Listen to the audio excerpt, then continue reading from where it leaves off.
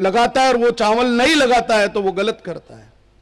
बाद में गिर जाए कोई बात नहीं, लेकिन आपको जो बड़ा है उनको तिलक लगाना चाहिए, चावल भी लगाना चाहिए, लेकिन बच्चों को नहीं लगाना चाहिए। छोटे बच्चे जो वयस्क नहीं है, 21 साल तक जिनका विवाह नहीं हुआ, वो उनको चावल नहीं लगता है, क्योंकि विष्णु और लक्ष्मी का प्रतीक ये तिलक है। क्यों पंडित जी?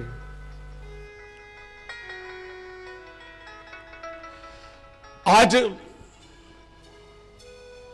करवा चौथ है, सब माताएं मातृशक्ति आज इसे बड़े पर्व के रूप में मना रही है, अपने पतियों की मंगल कामना, आयुष की वृद्धि हो इसके लिए। आयुष की वृद्धि के लिए मांग में सिंदूर भरा जाता है, आयुष की वृद्धि के लिए। जो शादीशुदा स्त्री अपनी मांग नहीं भरती, वो आयुष को कम करती है। जब भगवान की पूजा करें तो अबीर और गुलाल, अबीर चढ़ाना चाहिए। अबीर आयुष की वृद्धि करता है, अपनी भी, अपने पति की भी, अपने परिवारजनों की भी।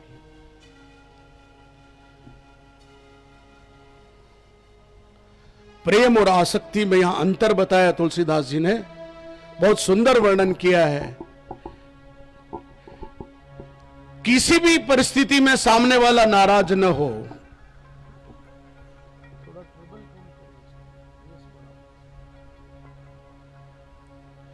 किसी भी परिस्थिति में, वॉल्यूम दो हल्का सा, कैसी भी परिस्थिति हो, सामने वाला नाराज न हो, प्रेम है। और आसक्ति ये कि ये कभी भी मुझे नाराज न करे और जितना भी मिले मुझे मिले, ये आसक्ति है। पंपा सरोवर पर भगवान की वाणी सुनकर नारद जी को लगा कि आज भगवान बहुत प्रसन्न है। यहां पंपा सरोवर पर भगवान जी पहुंचते हैं, वहां किन किन से मिलन होता है वो देखेंगे।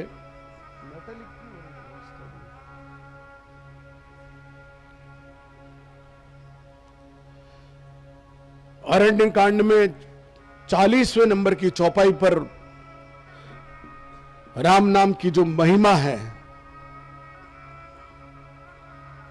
बहुत सुंदर वर्णन है। तुलसीदास जी ने उसे बहुत बहुत अच्छे से कहा है कि राम सकल नामन ते अधिका, हो नाथ अद खग गन बधी का।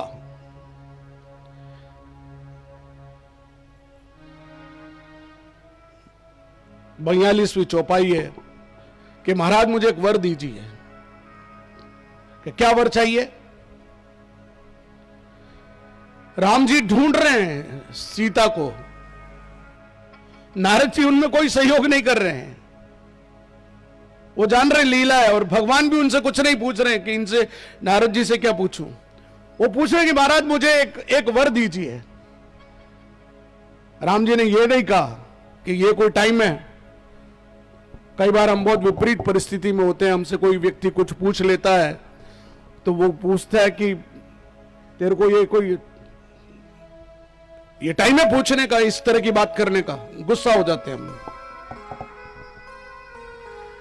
राम जी ने ऐसा कुछ नहीं कहा। राम जी ने कहा कि बोलो क्या चाहते हो। या तो इधर सरकार थोड़ा सा इसके पास में।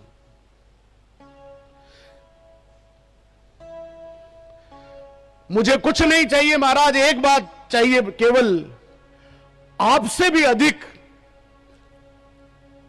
बहुत ध्यान से सुनना, क्यों, किसकी वजह से है ये, आज पता चलेगा आपको। कि आपसे भी अधिक आपके नाम का यश हो जाए। जो भी व्यक्ति राम का नाम ले और उसका सब काम सफल हो जाए, उस दिन से प्रभु ने कहा तथास्तु, राम से बड़ा राम का नाम। बोलिए प्रभु श्री रामचंद्र भगवान की। हरि अनंत, हरि कथा अनंता। यह शिव का प्रसंग चल रहा है, घोड़े आ रहे हैं, बार बार अयोध्या के उस चित्रकूट की ओर दौड़ रहे हैं। रथ खींचने वाला बार बार उनको इधर ले जा रहा है, लेकिन राम जिस मार्ग पे गए उनको खुशबू आती जानवरों को। राम जिस मार्ग पे गए वो घोड़े उधर बार बार उधर जाते हैं, बार बार जा रहे हैं, पानी नहीं पी रहे, घास नहीं खा रहे। जानवर भी, पशु भी राम के प्रति इतना इतना प्रेम में है कि वो राम जी के बगैर पानी भी नहीं पीना चाहते।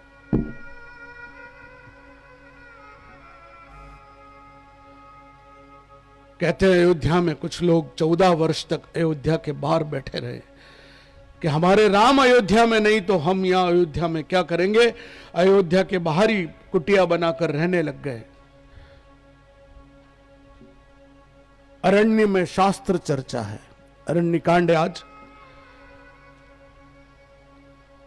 शस्त्र की भी चर्चा है।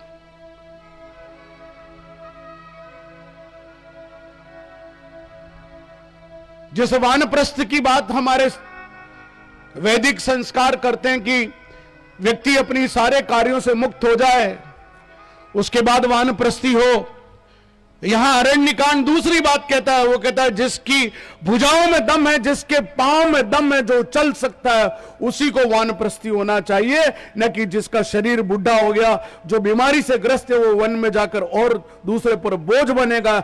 इसलिए अगर वानप्रस्थ को स्वीकार करना है तो युवा अवस्था में वानप्रस्थ को स्वीकार करिए। ये कथा कह रही है, मैं मर्जी से नहीं कह रहा है, अरण्यकांड कह रहा है। आज करवा चौथ है, भगवान ने आज एक दिन सीता मैया के चित्रकूट में पीछे वेणी लगाई है। सुंदर वर्णन किया है, बहुत सुंदर। राम जी खुश है आज, उसको सीता मैया को फूलों की, जंगली फूलों की वेणी बनाकर पीछे लगा दी। वाल्मीकि जी ने बहुत सुंदर वर्णन किया इसका, और एक माला पहना दी ऐसे। आप कहेंगे कि ये माला क्यों पहना दी? संकेत है इसमें, अब तुम्हारे हवाले आगे की कथा। सीता, ये माला मैं तुमको पहना रहा हूं, अब तुम आगे की सारी व्यवस्था देख लेना। ये माला तुमको, क्योंकि इसके बाद जो होने वाला है, तुम अलग मैं अलग, इसलिए माला पहनाई है।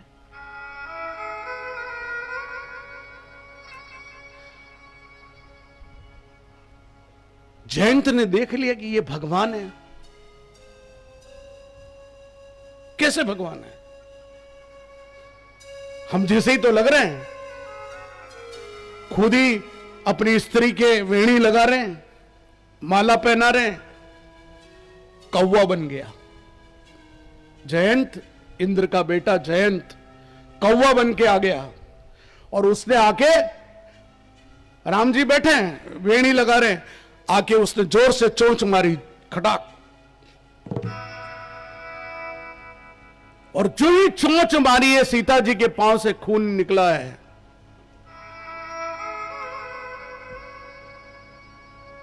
राम को बहुत क्रोध आया, प्रेम में थे, पति पत्नी के अंतरंग वार्तालाप के बीच में घर का कोई सदस्य भी नहीं जाना चाहिए। पुत्र पुत्री को भी जब मां बाप बात कर रहे हो, बीच में नहीं जाना चाहिए। इस जयंत ने इतनी बड़ी उस गुस्ताखी की, कौवा बनकर आया, भगवान ने तीर निकाला है और जयंत उड़ा है, भागा है और तीर छोड़ दिया। अब जयंत भागा भागा जा रहा है, इंद्र के दरबार ने गया, इंद्र ने मना कर दिया कि तेने गलती की, मैं कुछ नहीं कर सकता, ये तो प्रभु राम का तीर है। पूरे ब्रह्मांड में चले गए, जयंत पूरी जगह घूम आया। झांकी का दर्शन करिए, ये कौवा बनकर जयंत आया है।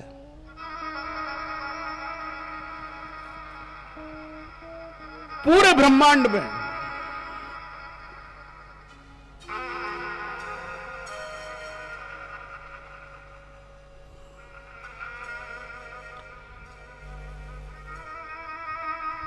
आइए इस झांकी का 1 मिनट दर्शन करें। बोलो श्री रामचंद्र भगवान की।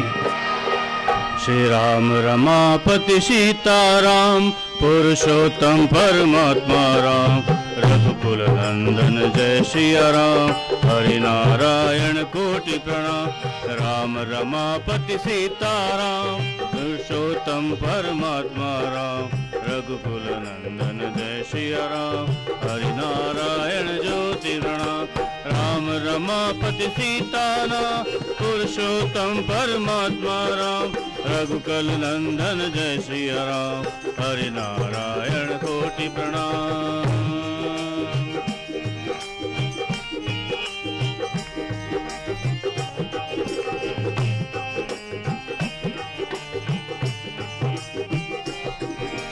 जय केसरी नंदन जय रघुनंदन जय रघुनंदन जय रघुनंदन।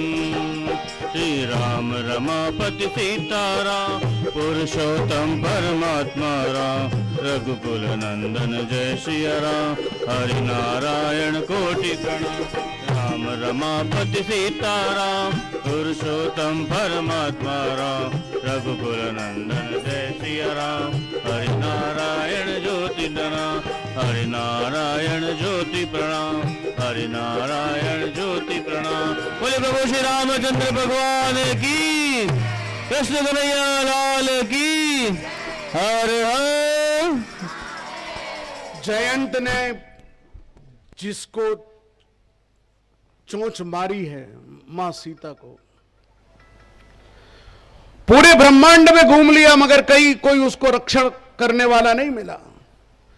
खुद पिताजी ने उसे कह दिया कि मैं तेरी रक्षा नहीं कर सकता, ये तो साक्षात हरि का छोड़ा हुआ तीर है।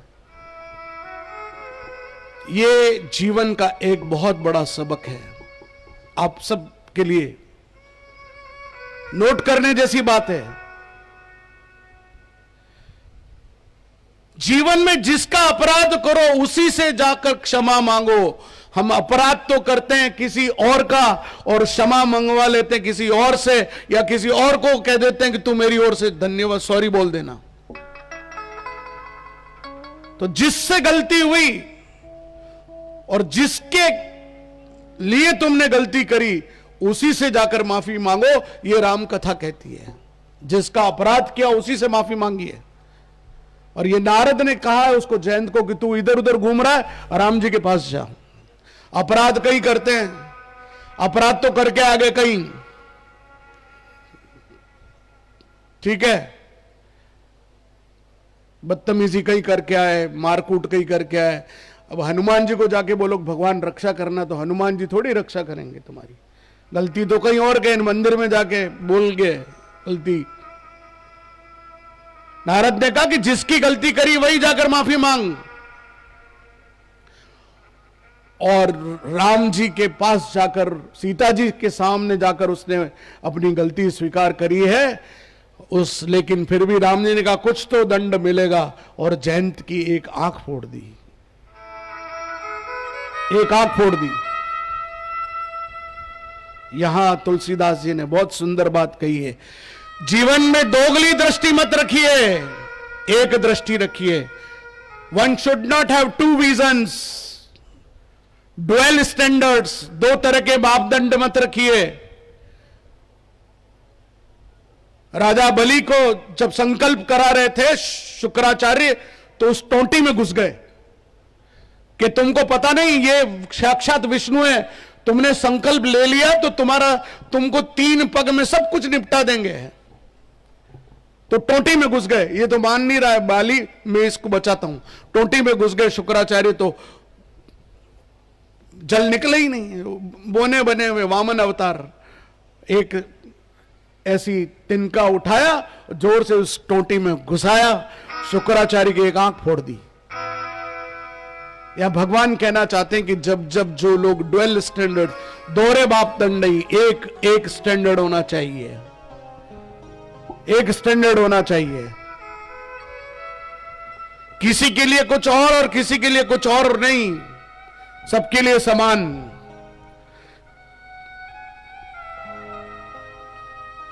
ये बात सिखा रहे हैं। अत्रि के आश्रम में भगवान पहुंचते हैं।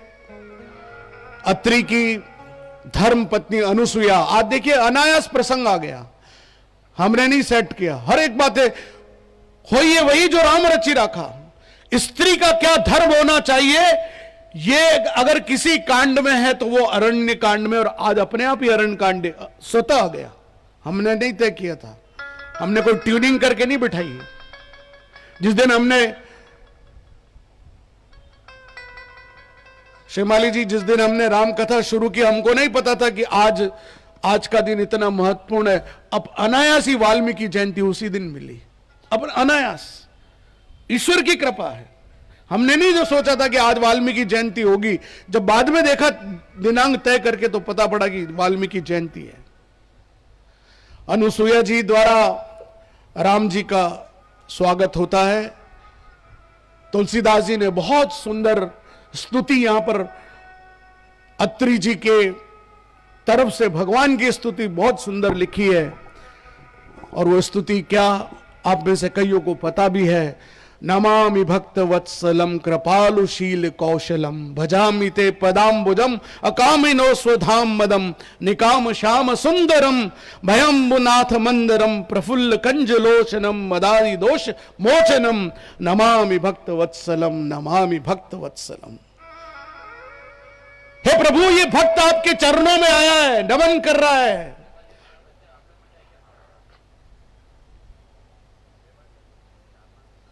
अनुसुईया क्या है?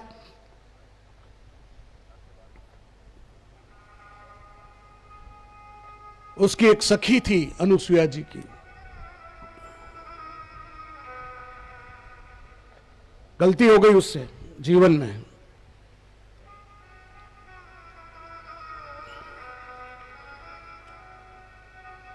तुलसीदास जी कहते हैं कि जिससे जीवन में जानकर गलती हो वो अपराध क्षमा के लायक नहीं है। लेकिन अगर गलती अनजाने में हो जाए, जयंत ने जानबूझकर गलती की थी, लेकिन अहिल्या ने जानबूझकर गलती नहीं की थी। अहिल्या को धोखे से उसका शील हरण करने वाले इंद्र ने, तो भगवान ने उनके चरण छुए अहिल्या के। लोग कहते हैं कि चरण धूली डाली, गलत है। इस कथा में आगे प्रसंग आता है कि राक्षसों को पता चला कि छुअत शिला भई नारी सुहाई, तो राक्षसों ने बहुत सारे पत्थर अपने घर के बाहर लगा दिए। भगवान आएंगे, रामचंद्र जी छुएंगे, नारी मिल जाएगी हमको। राक्षसों ने अपने अपने घर के बाहर पत्थर लगा दिए, जबकि सत्य ये नहीं, वो पत्थर आ गई थी, पत्थर नहीं हुई थी। डिकोड करने की जरूरत है। रामचरितमानस के उन संदर्भों को पुनर्व्याख्या करने की आवश्यकता है, जो इस व्यासपीठ के माध्यम से सही, लेकिन हम शिक्षा दे रहे हैं इन बच्चों को, वो ज्ञान दे रहे हैं जो ये कभी अपने जीवन में किताबों के रूप में तो किसी भी स्कूल में पढ़ सकते हैं, लेकिन यहां वो ज्ञान जो मिल रहा है वो शायद इनको, मैं समझता हूं, और कहीं नहीं मिल सकता। गलती नहीं करी थी, गलती हो गई तो कहा ये सूर्योदय से पहले मर जाएगी। अनुसुईया ने तप करके 10 दिन तक सूर्योदय नहीं होने दिया। वो तेजस्वी महिला जो तप के कारण, जिसने अपने जीवन में अपनी सहेली की रक्षा करने के लिए 10 दिन तक सूर्य नहीं उगने दिया।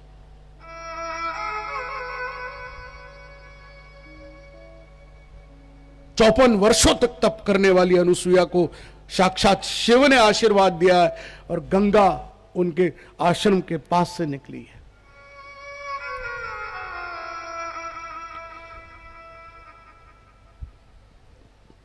माताओं बहनों के लिए ये बात, अनुसुईया यानी असूया। असूया का मतलब किसी से भी ईर्ष्या मत करिए। स्त्रियों के सबसे बड़ा एक विषय, मैं नहीं कहता कि ऐसा है, मगर ईर्ष्या किसके पास कितनी है वो अपना आकलन स्वयं करे।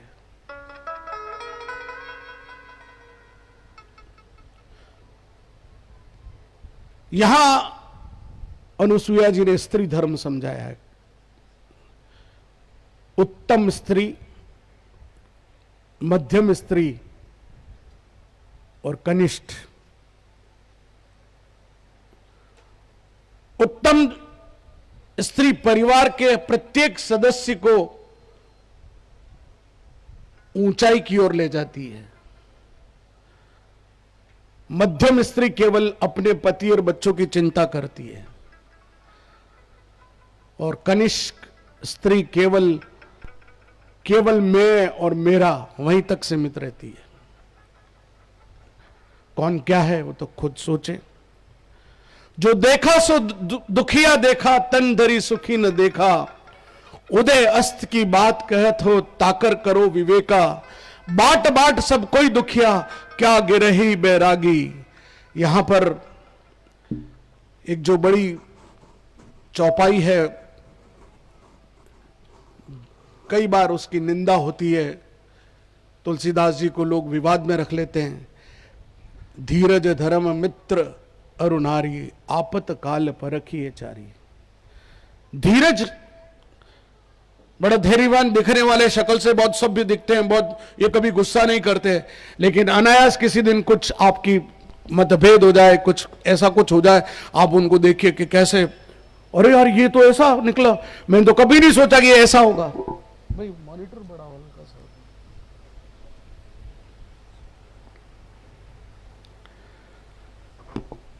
जो समस्या के समय सच्चा साथ दे वही सच्चा मित्र है।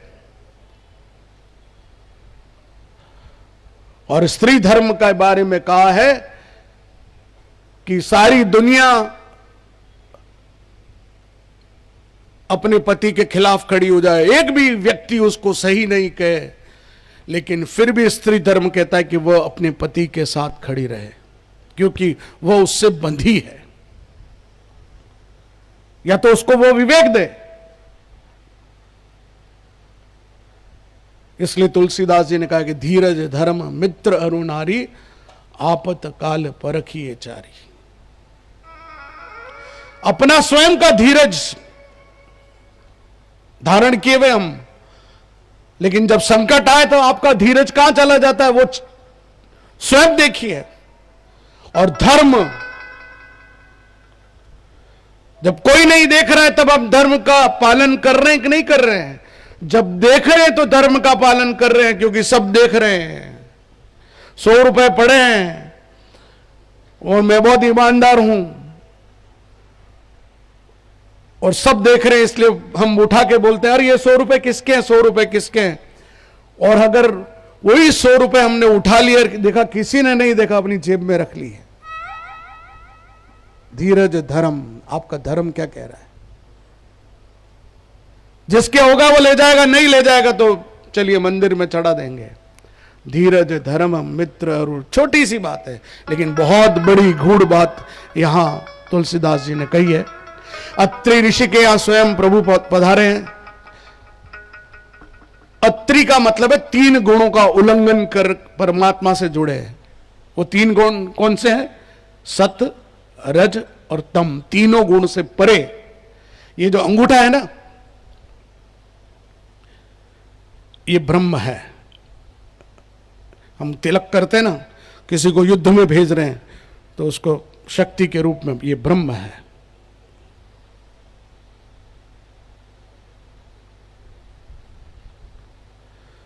अनामिका,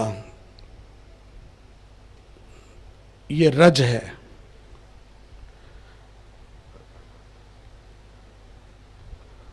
और सबसे छोटी उंगली ये सत्य है, और ये अहंकार है।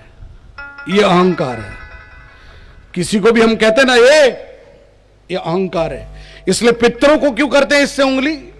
पितरों को इसी से तिलक लगाते हैं कि जीवन में ये अहंकार तक हम रहेंगे, लेकिन वो चले जाते हैं। इसलिए वो अहंकार स्वरूप के तुम नहीं रहे, हम भी नहीं रहने वाले, इसलिए इसी से तिलक लगाते हैं। इनके पीछे वैज्ञानिक कारण है सब बातों का। उसके पीछे हमारी परंपराएं जुड़ी हुई है, श्रेष्ठ परंपराएं। विभीषण सद्गुणी है, रावण रजोगुणी राज भी कर रहा है, भोग ऐश्वर्य भी सब कुछ है, और कुंभकर्ण तमोगुणी है, जो खा पी रहा है, सो रहा है, बस। कौन क्या है खुद चेक कर लीजिए।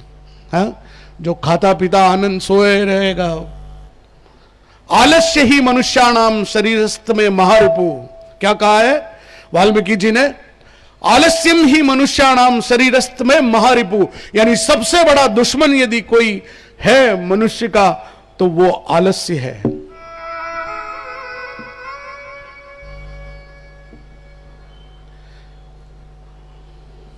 किसी की प्रशंसा सुनकर जलन न हो, यह असूया है। एक थोड़ी सी अच्छी, थोड़ी लाइट मूड की भी बात कर ले, नहीं तो कथा भारी हो जाती है। एक बार क्या हुआ कि राजा को कुछ सूझा, यार ये कुछ राजा कभी कभी बेढंगे ढंग की बातें भी करते हैं। एक ने ऐसे ही आज सबकी परीक्षा करी जाए कि बताओ पंडित जी बताइए कि हथेली पे बाल क्यों नहीं उगते हैं? अब सब जने सोचे यार हथेली पे बाल क्यों नहीं उगते, हाँ ये तो समझ में नहीं आया कि मेरी हथेली पे बाल क्यों नहीं, बताइए। तो ब्राह्मण बहुत चतुर था, उसने कहा महाराज आप रात दिन दक्षिणा देते रहते ना, इसलिए आपके बाल नहीं है। वो ठीक है, वो तो मैं तो दक्षिणा देता रहता हूं, तुम्हारे क्यों नहीं है? कि महाराज मैं तो खुद लेता रहता हूं इसलिए मेरे नहीं है। अच्छा, तो फिर इन सब दरबारियों के क्यों नहीं है? क्योंकि महाराज ये देख के जलते रहते, हाथ मसलते रहते, इसलिए नहीं है।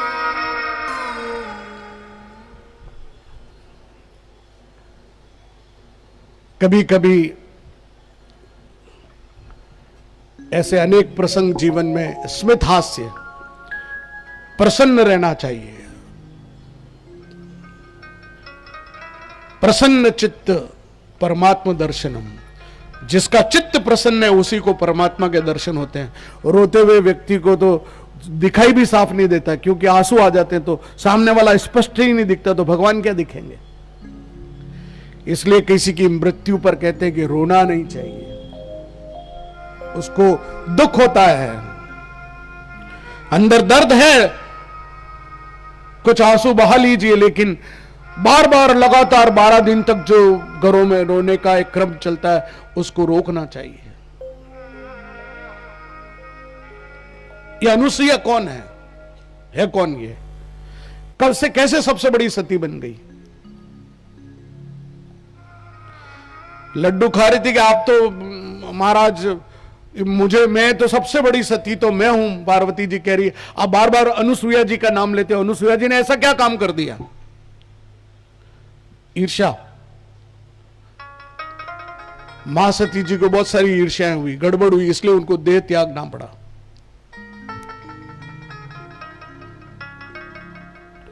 अब नारद जी सुन रहे थे, जाके भिड़ाया कि आप अपने आप को महान समझती, अनुसुईया जी जैसा कोई नहीं है। अब नारद जी ने लक्ष्मी जी को भी भिड़ाया, पार्वती जी को भी भिड़ाया, ब्रह्माणी को भी बिड़ा दिया।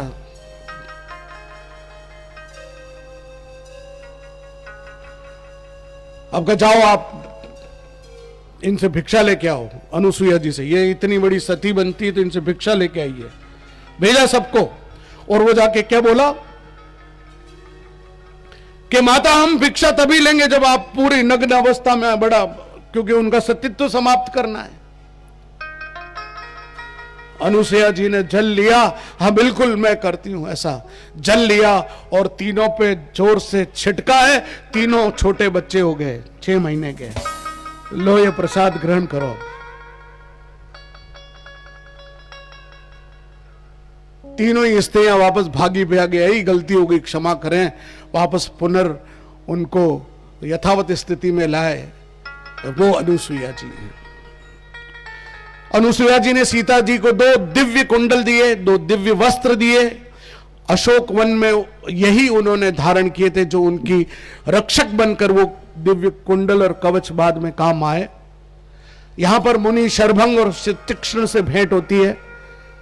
सुतीक्ष्ण जी वो व्यक्ति हैं, वो संत हैं जो बैठे हुए हैं, प्रभु का इंतजार कर रहे, प्रभु आ गए कि महाराज मैं तो बरसों से आपका इंतजार कर रहा था, आप बस मुझे एक बार आपके दर्शन करने दीजिए। चरणों में लेटे हैं और उसी क्षण बस मेरा समय पूर्ण हुआ, उन्होंने अपनी इच्छा से देह त्याग कर दिया। ये सुतीक्ष्ण जी हैं। मार्ग में विराध नाम का राक्षस मिलता है।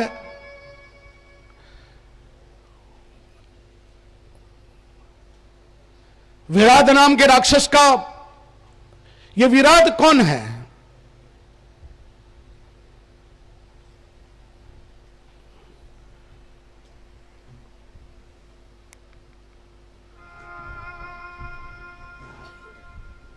ये प्रभु श्री रामचंद्र भगवान की। तुम अकेले वन में स्त्री के साथ घूम रहे हो, इस स्त्री को यहीं छोड़ जाओ और तुम यहां से, तुम्हें पता नहीं यह राक्षसों का राज है, यहां कोई इस तरह घूम नहीं सकता, तुम मुझे स्वच्छंद प्राणी नजर आते हो, तुम आगे बहुत अच्छी बात है लेकिन इसे छोड़ जाओ। लक्ष्मण को बहुत क्रोध आया। विराट जो ही झपटा है और भगवान ने तीर चलाया है और तुरंत प्रभाव से विराट वहीं पर गिरा है। विराट निशाचर है, गिरकर फिर खड़ा हुआ। राम और लक्ष्मण को दोनों को ऐसे पकड़ लिया हाथ से। तो राम जी ने उससे कहा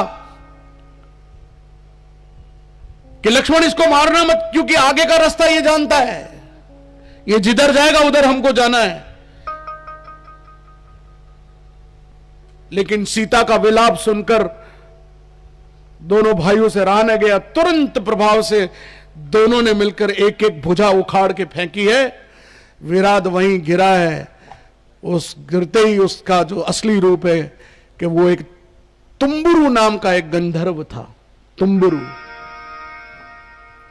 एक दिन रंभा नाम की अप्सरा के प्रति उसकी आसक्ति के कारण वो इंद्र के दरबार में उपस्थित नहीं हो सका, तो इंद्र ने उसको राक्षस होने का श्राप दे दिया कि जाओ, अब जिस दिन राम जी तुम्हें मिलेंगे उस दिन तुम्हारा उद्धार होगा।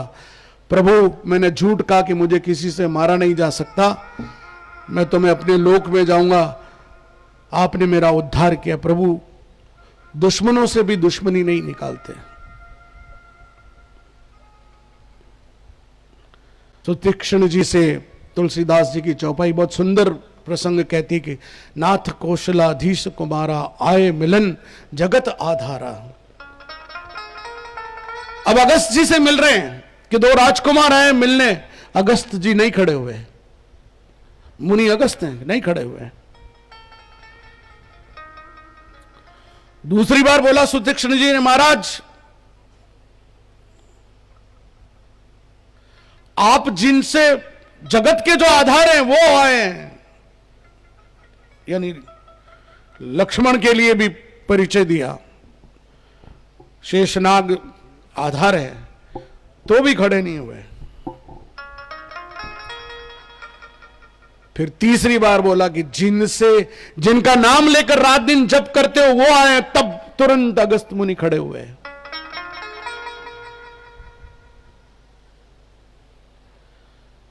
अगस्त मुनि से भेंट हुई, सारा क्रेडिट ले रहे हैं सुतीक्ष्ण जी।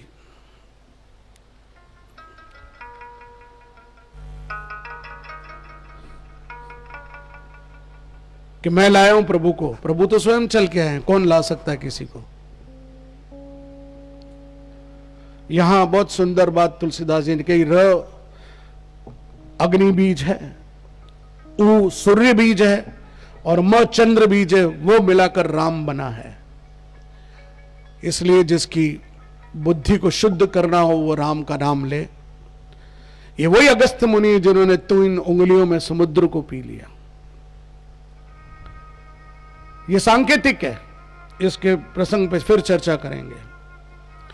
यहां पर राक्षसों को मारने के मंत्र दिए हैं। राम ने कहा कि हम आगे कहां जाए, क्योंकि उनको अब 10 साल रहना है। पंचवटी स्थान वो जगह है जहां पर भगवान 14 वर्ष के वनवास में 10 वर्ष तक रहे हैं। पंचवटी में श्राप है कि सदैव पतझड़ रहेगा। बसंत का निर्माण कराओ पहले। अगस्त मुनि ने भगवान राम को दिव्य धनुष दिया है। ये वही धनुष है जो भगवान विष्णु ने अगस्त मुनि को दिया था। उत्तम बाण दिए, कैसे अग्नि प्रज्वलित की जाती है यह ट्रेनिंग दी है। तेजस्वी बाण दिए हैं, तलवार दी है, सोने के मूठ वाली एक तलवार और मयान प्रदान की है। 5 तत्वों का जो शरीर है वही पंचवटी है। हमारा शरीर भी पंचवटी है। एक बार बस ऐसे ही वन में चलते हुए, अब चले जा रहे हैं, वन में रोज ही भ्रमण करते थे। बहुत अच्छा प्रसंग है, सुनिए। हड्डियों का ढेर पड़ा हुआ है कि ये क्या है, कि ये सारे ऋषियों का जो इन राक्षसों ने इन ऋषियों को खा खाकर यहां हड्डियों का ढेर बना दिया है। प्रभु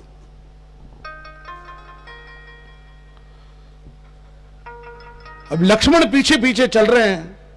उनके मन में पहली बार विचार आया, सुनिएगा, बहुत सुंदर प्रसंग।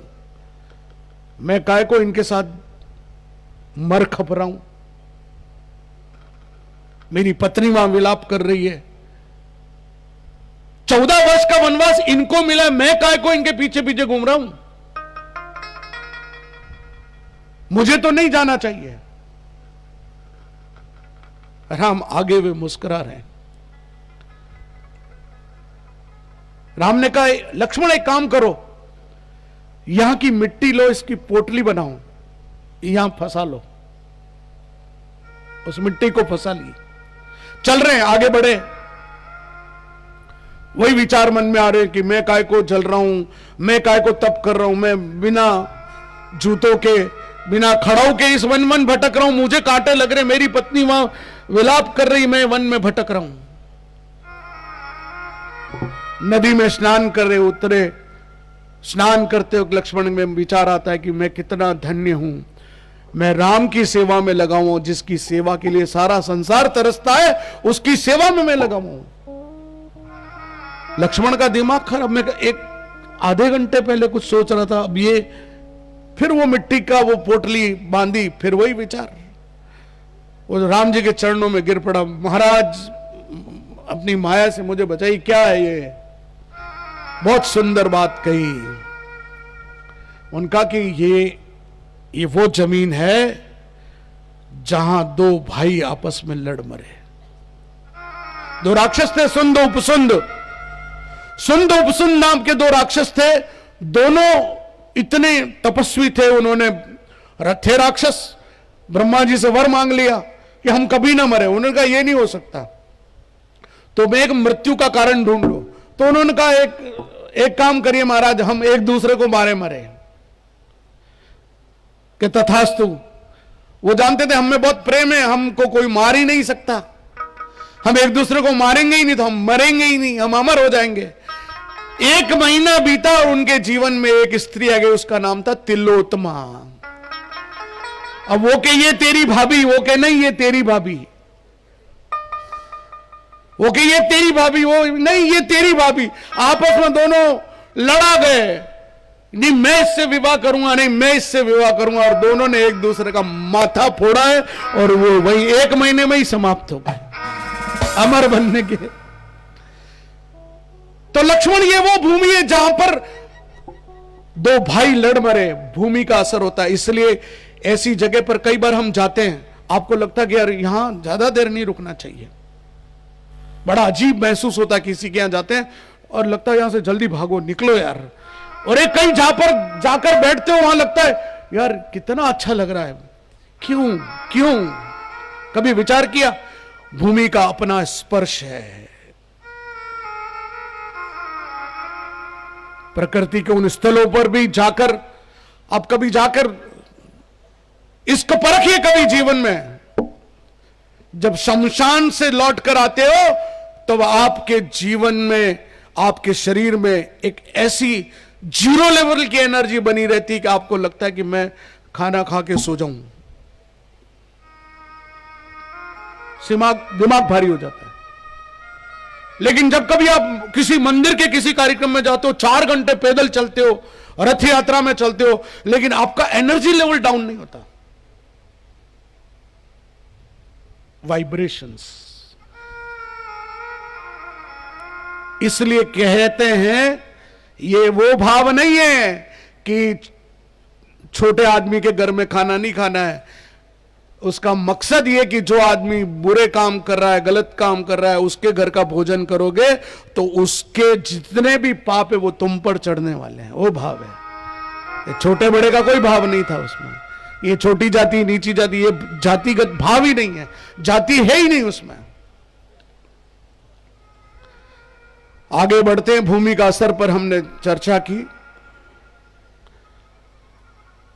ये दंडकारण्य, यहां पर राम जी और सीता जी में बहस हो गई। क्या बहस हुई कि आपने ये गलत किया, राक्षसों का वध करने का आपको क्या अधिकार है? हमें 14 वर्ष का वनवास मिला है, आप इनको मारने पर तुले हो। कि मुझे राक्षसों का वध करने के लिए अवतार लेना था, उसके लिए मैंने लिया है, लेकिन मैं इससे सहमत नहीं हूं। और वो तब तक सहमत नहीं होती जब रावण नाम का राक्षस उनको उड़ा नहीं ले जाता। तब वो फिर तेरा नाश होगा, राक्षस कुल का नाश होगा, सीता स्वयं कहती है। जब तक खुद पे नहीं आती ना। यह ज्ञान और वैराग्य की बहुत बड़ी बातें कही है, जिसको मैं बच्चों के बीच में ज्यादा रखूंगा तो उनको थोड़ा वैसा लगेगा, लेकिन बड़ों को ज्ञान और वैराग्य के बारे में कुछ पढ़ना है तो अरण्य कांड पढ़िए। ईश्वर और प्राणी में क्या अंतर है, माया क्या है। मैंने कल उदाहरण बताया था एक, मुकुंद माधव गोपाल कृष्ण, मुकुंद माधव गोपाल कृष्ण, जप रहे भीम, माया के दर्शन कर रहे हैं प्रभु। अरे रहने दे रहने दे रहने दे, माया के दर्शन तेरे से नहीं हो, नहीं मुझे करने। पेड़ के खोल में ले जाके जोर से धक्का दिया है, और धक्का लगते ही एक बड़े दरबार में जाकर पहुंच गया भीम, और वहां देखा एक सिंहासन खाली पड़ा है। वो सोचे युधिष्ठिर आ रहे हैं, वो बैठ रहे हैं, वो भी नहीं बैठे। अर्जुन आ रहे, शायद ये बैठेंगे, वो भी नहीं बैठ रहे। वो कृष्ण आए, वो कृष्ण बैठेंगे, वो भी नहीं बैठे। द्रौपदी आई, और द्रौपदी आकर बैठ गई और जोर से चिल्लाई, किधर है भीम, मुझे उसका रक्त पीना है। और वो भीम चिल्लाया, बचाओ बचाओ बचाओ। तुरंत उस खोल से बाहर निकाला है भीम पसीने पसीने। क्या हुआ? महाराज ऐसी माया के दर्शन मत कराइए, महामाया है द्रौपदी।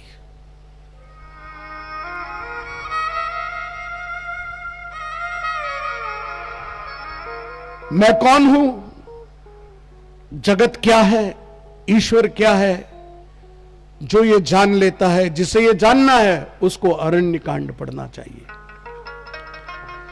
जिसको मैं मिल जाऊं वही भक्ति है। इसलिए आइए कुछ देर भक्ति के इस माहौल में कुछ चौपाइयों का आनंद लें, कुछ कीर्तन का आनंद लें, कुछ झांकियों का आनंद लें। यहां तुलसीदास जी कहते हैं कि चरण उसी के सुंदर होते हैं जिसका आचरण सुंदर होता है। चरण भी उसी के छुए जिसने आचरण में अपने शब्दों को उतारा हुआ है।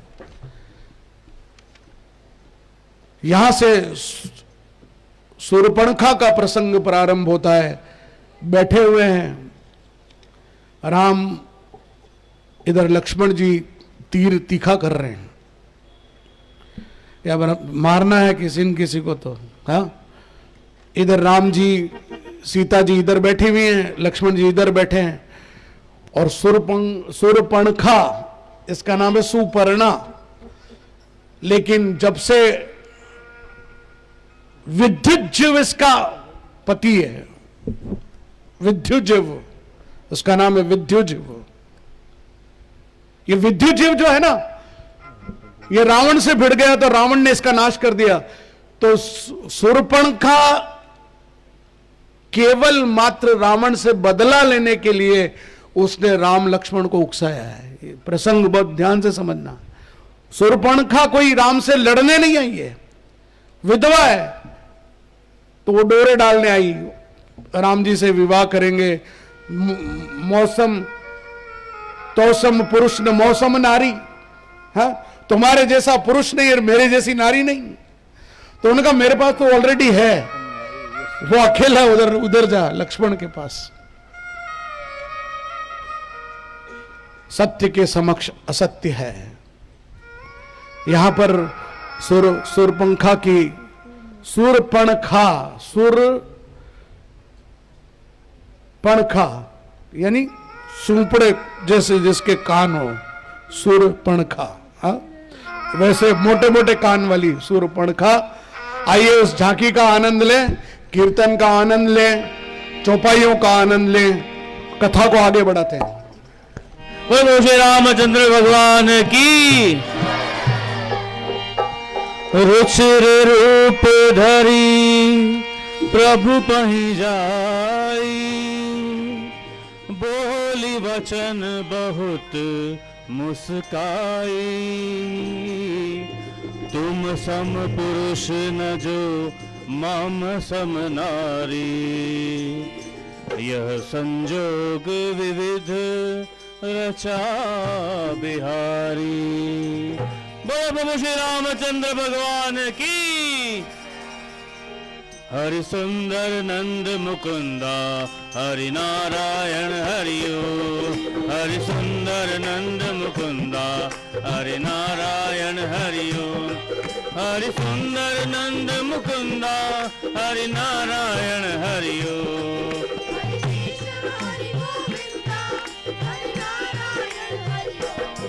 हरि सुंदर नंद मुकुंदा हरि नारायण हरिओ, सुंदर नंद मुकुंदा हरि नारायण हरिओ।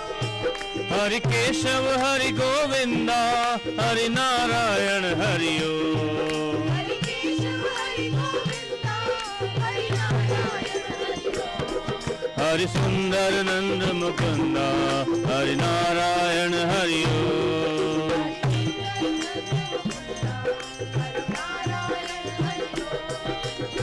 वनमाली मुरलीधारी गोवर्धन गिरवरधारी,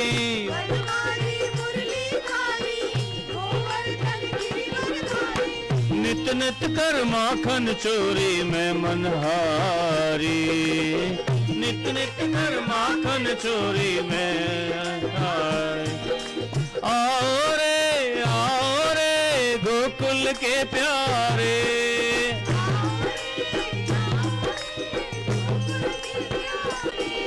आओ रे कान्हा रे गोकुल के प्यारे।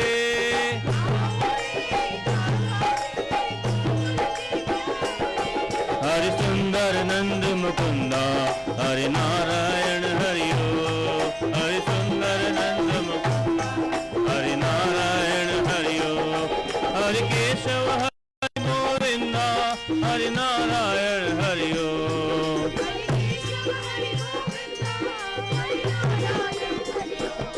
हरि सुंदर नंद मुकुंदा हरि नारायण हरिओ।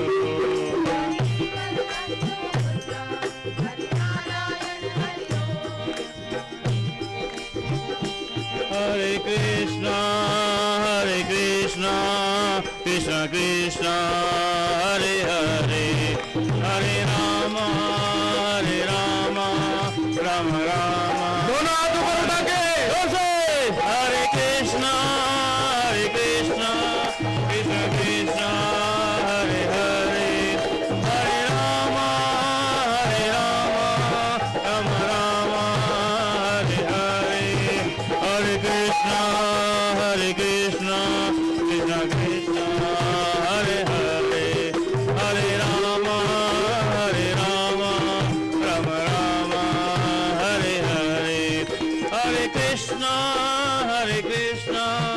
कृष्ण कृष्ण हरे हरे, हरे राम हरे राम, हरे हरे, हरे कृष्ण कृष्ण कृष्ण हरे हरे, हरे राम राम राम हरे हरे। कृष्ण कन्हैया लाल की, प्रभु श्री रामचंद्र भगवान की, हर हर।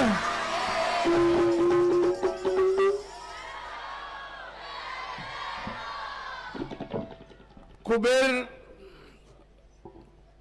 रावण का भाई था, जिससे पुष्पक विमान रावण ने छीना। बाद में अपनी इच्छा से उसने लंका रावण को दे दी।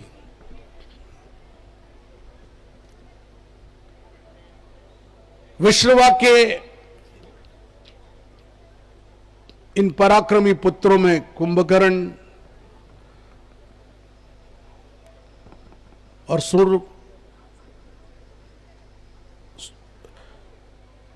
शूर्पणखा का नाम बार बार शूर्पणखा ही आता है, लेकिन ये अपभ्रंश किया हुआ नाम है।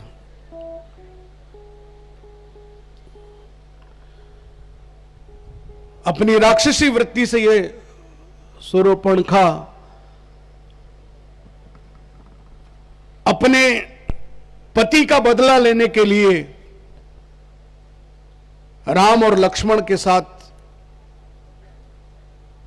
ये सब रचती और रावण के दरबार में जाकर रावण को उकसाती है। पहले तो प्रेम का नाटक करती है। सुंदर राक्षसों में ये एक परंपरा रही कि वे अपने रूप को बदल दिया करते थे। उनमें उन्होंने शक्तियों का आह्वान किया हुआ था। मंत्रों के आधार पर तंत्र को उन्होंने अपने कब्जे किया हुआ था, इसलिए बार बार वो रूप बदलकर लावण्य, लेकिन असल स्वरूप जो है वो कुछ देर के लिए रूप बदल सकते थे, स्थायी रूप से नहीं। मूल स्वरूप व्यक्ति का आ जाता है। इसका मकसद कहने का इतना सा है, कोई कितनी भी देर नाटक कर सकता है कुछ देर के लिए, लेकिन उसका मूल स्वरूप वो छुपा नहीं सकता। एक न एक दिन उसका मूल स्वरूप सामने प्रकट हो ही जाता है। ये शूर्पणखा का जो प्रसंग है वो इस बात का द्योतक है। ये शूर्पणखा बार बार आपको ये याद दिलाती कि वो कुछ देर के लिए सुंदर स्वरूप धारण करके आ गई, लेकिन अंतोतगत्वा जब वार पड़ता है, जब चोट पड़ती है, जब तलवार लक्ष्मण की पड़ती है उसके ऊपर, और राम ने आदेश दिया कि इसका नाक काटो। नाक का मतलब है यह अपना सम्मान भूलकर हमसे जिस तरह का प्रणय निवेदन कर रही है, अशोभनीय है, इसकी इज्जत नहीं है, तो इसको सबक सिखाओ लक्ष्मण। और सबक भी कैसा सिखाओ कि इसकी नाक काट दो, नाक कान काट दो, दोनों काट दो। और लक्ष्मण ने जो ही क्रोध दिखाया है और शूर्पणखा अपने मूल स्वरूप में आ गई है। और आते ही लक्ष्मण ने अपनी तलवार निकाली है और एक झटके में उसके नाक कान काटे और वो विलाप करती हुई वहां से भागी है। नाक कान बिनु भई विकारा, जनु स्रव सेल गौ के दान। खर दूषण पही गई बिल पाता, धीग धीग तब पौरुष बल आता। खरदूषण और त्रिशला से शिकायत करिए जाकर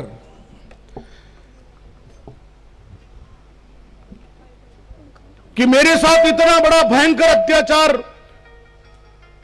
एक सुंदर स्त्री के साथ दो राजकुमार जैसे दिखने वाले छोटे धनुष बाण लिए हुए चल रहे हैं। उन्होंने मेरा ये ऐसा स्वरूप कर दिया है।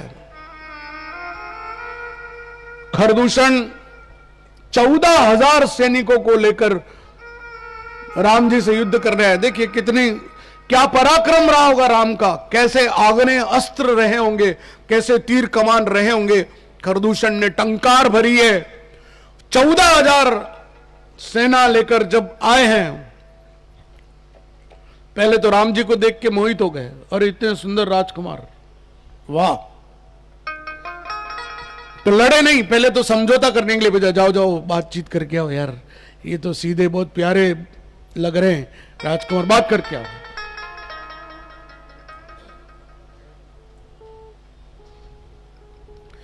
हम भरी जन्म सुनऊ सब भाई, देखी नहीं असी सुंदरताई।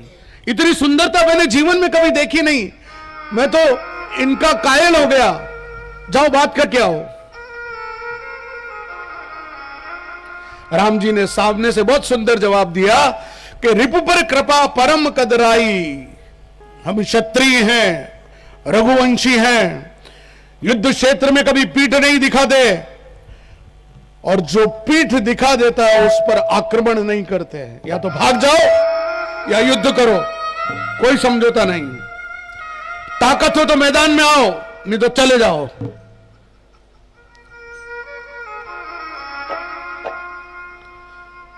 अकंपन ने जाके रावण को सूचना दी है कि वहां पर ऐसा ऐसा हो रहा है।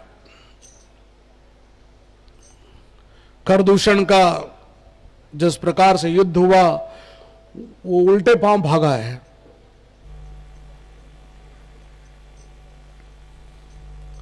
हम क्षत्रिय मृगया बन करही, तुम से खल मृग खोजत फिरही। रिपु बलवंत देखी नहीं डरही, एक बार कालऊ सन लरही।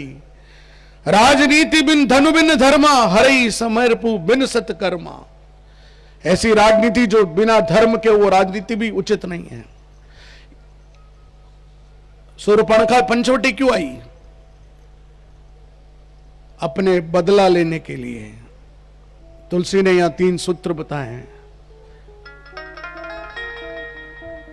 जिसके पास नीति बिना राज्य, वो रावण है। बहुत सुंदर बात है। जिसके पास नीति नहीं है लेकिन राज्य, वो रावण है। जिसके पास विद्या है लेकिन विवेक नहीं है, वह भी रावण है। जो सन्यासी है लेकिन कुसंग करता है, वह भी रावण है। और जो ज्ञानी है और अहंकार से भरा हुआ है, वह भी रावण है। कितने रावण बता दिए? 5 तरह के रावण बता दिए। पहली बार रावण को लेकिन यह एहसास हुआ कि जब दूर से पता चला कि ये 14,000 सैनिकों के साथ युद्ध करके खरदूषण के सामने जिस अकेले, लक्ष्मण भी नहीं लड़े। लक्ष्मण ने तो केवल सूर्पणखा के नाक कान काटे हैं, राम अकेले लड़े हैं। यहां अकेले इतने जने से लड़ गए, तब रावण को पहली बार उसको अनुभूति हुई कि राम परमात्मा है। उसको मन में लग गया उस दिन, पहली बार। अब इधर से सब भड़का रहे हैं, तुमको बदला लेना पड़ेगा। और इतने मृग हैं। अगस्त मुनि ने कहा था कि यहां बहुत सारे मृग हैं। उन्होंने कहा कि हम ज्यादा दिन यहां नहीं रुकेंगे, क्योंकि मृगों का शिकार करना उचित भी नहीं है। ये हमें तंग करेंगे, फिर हम इनको मारे, इससे अच्छा रहे ही नहीं। तो हिरणों के बीच में देखो, it is a scientific study. हिरण जहां है वहीं हिरण, कोई अच्छा सा दुर्लभ हिरण जाएगा तो ही तो उसको पकड़ेंगे। तो सारे हिरणों के बीच में एक चमकता हुआ हिरण, स्वर्ण मृग नाम दिया उसको। सोने का हिरण होता ही नहीं है। राम जी भी जानते सोने का कोई हिरण नहीं होता है। लेकिन सोने जैसा चमकता हुआ स्वर्ण मृग मारीच को कहा। मारीच ने कहा बहुत हुआ, बहुत हुआ, मैं नहीं जाने वाला। मुझे बिना फल के तीर से मारा था।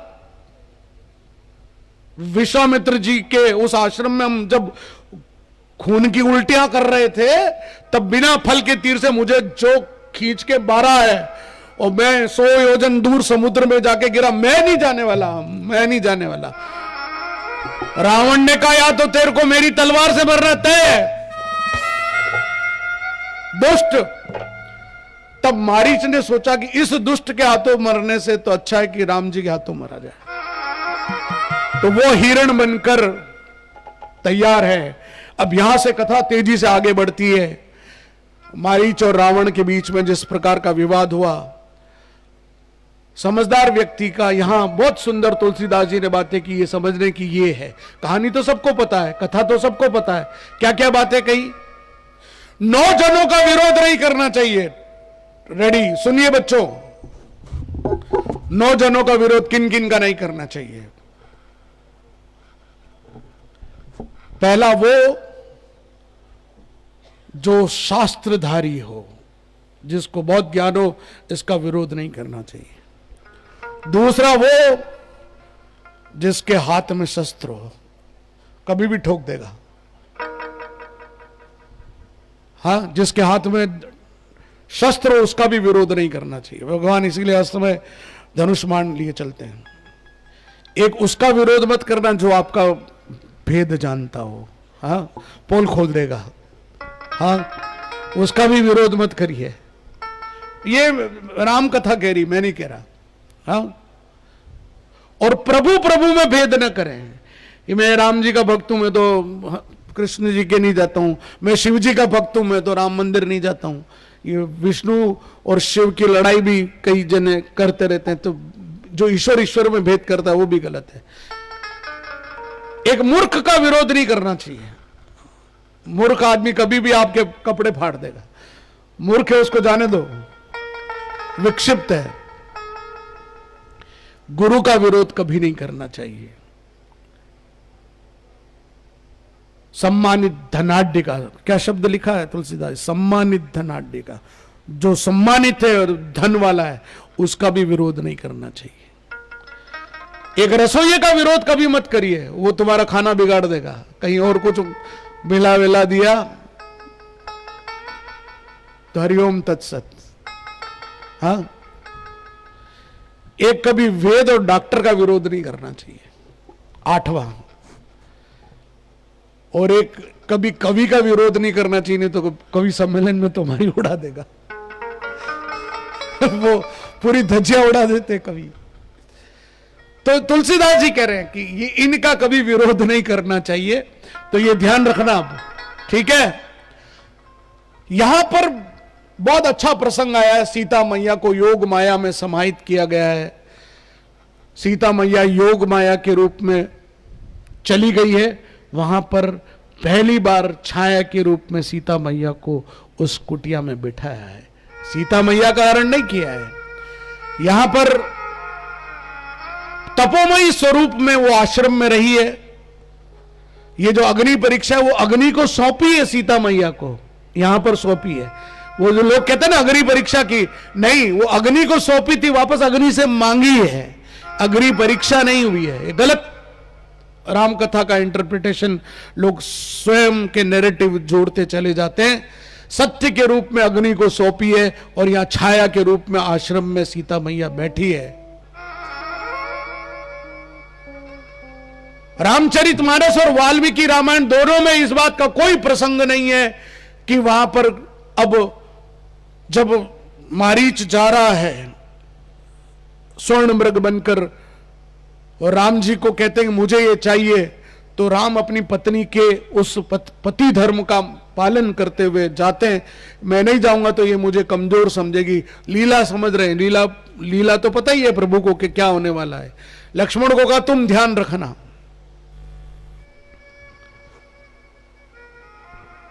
अब इधर रामायण का तीसरा चरण शुरू होता है, दूसरा समाप्त होता है। यहां से अब सीता जी को हरण करने के लिए अब मारीच को मारने के लिए प्रभु तीर लेकर दौड़ रहे हैं। मारीच आगे आगे, रावण ने पहले से तय करके रखा था इतनी दूरी पर जाकर ही तुम चिल्लाना, और तेरे को चिल्लाना क्या है? हे लक्ष्मण, हे लक्ष्मण, ये चिल्लाना है। क्या चिल्लाना है? हे लक्ष्मण। मारीच दौड़ा है, स्वर्ण मृग दौड़ रहा है, और हे लक्ष्मण की आवाज, जो ही तीर चला और हे लक्ष्मण करके मारीच चिल्लाया है। सीता ने राम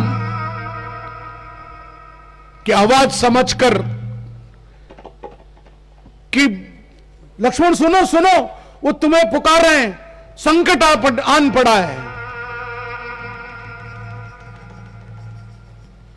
संकट आन पड़ा है, तुम जाओ, जल्दी जाओ।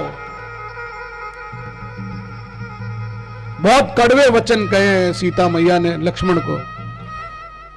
तुम्हारी मति भ्रष्ट हो गई है, तुम जाना नहीं चाहते, तुम अपने भाई की रक्षा नहीं करना चाहते, तुम्हारी वन में आकर तुम्हारी बुद्धि भ्रष्ट हो गई है। इतने कड़वे शब्द कहे लक्ष्मण को सीता मैया ने। लक्ष्मण जान रहे हैं राम जी का कुछ हो नहीं सकता, लेकिन अपनी मजबूरी है, विचार करते हैं। इधर वो चित्कार कर रहा है, हे लक्ष्मण, हे लक्ष्मण, राम राम नहीं कह रहा है। तीर चलाया है, मारीच गिरा है।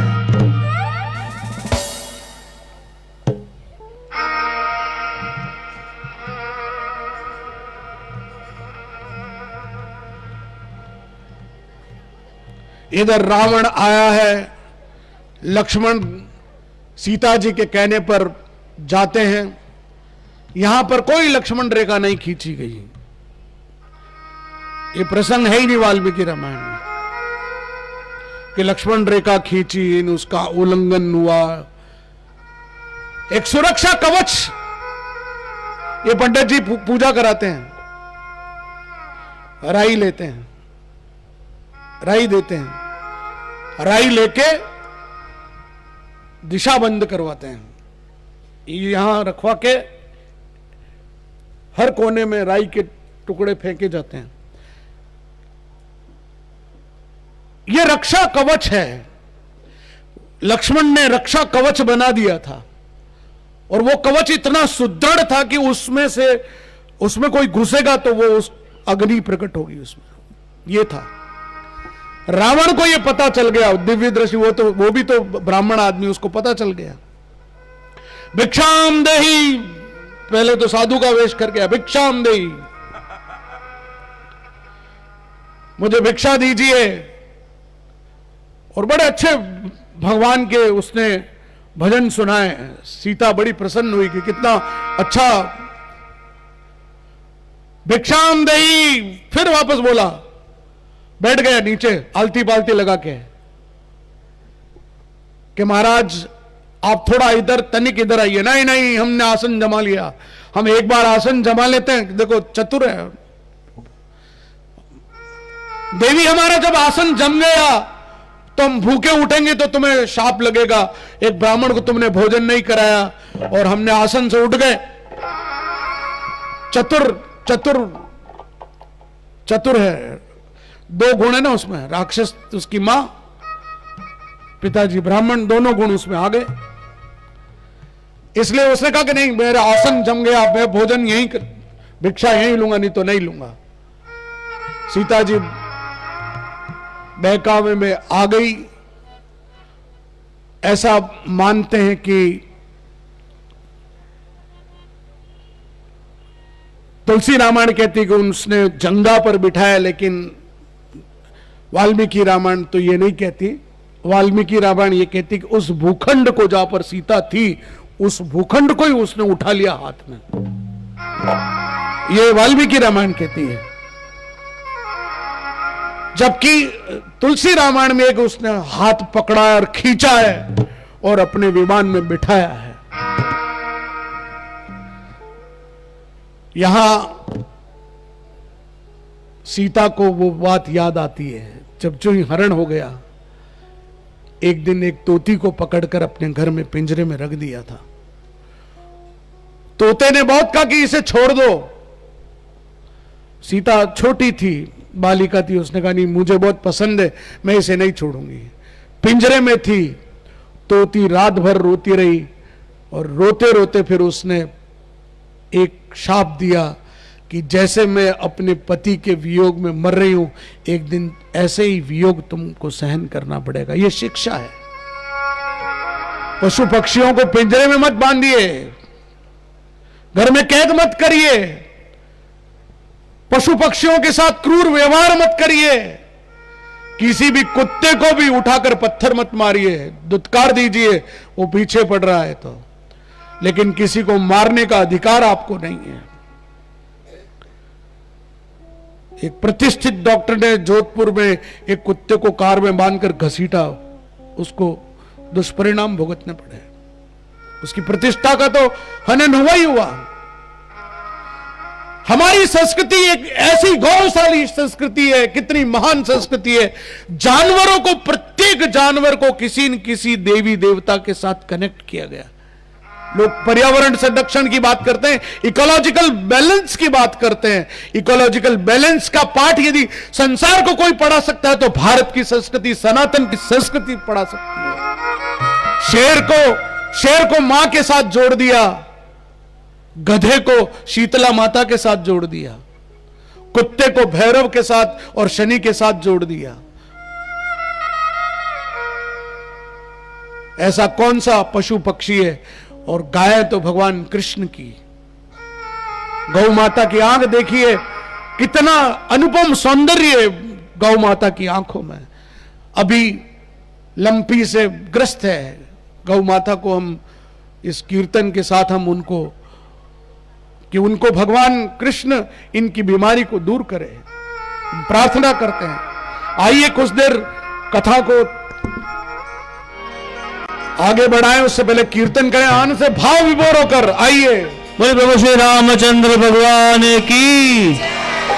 श्री राम जय राम जय जय राम, श्री राम जय राम जय। बोलो श्री राम जय राम जय जय राम, श्री राम जय राम जय जय राम, श्री राम जय राम। बोलो श्री राम जय राम जय जय राम, श्री राम जय राम जय जय राम, श्री राम जय। रघुपति राघव राजा राम, रघुपति राघव राजा, रघुपति राघव राजा राम, श्री राम जय जय राम। बोले प्रभु श्री रामचंद्र भगवान की, बजरंग बली की। हर हर।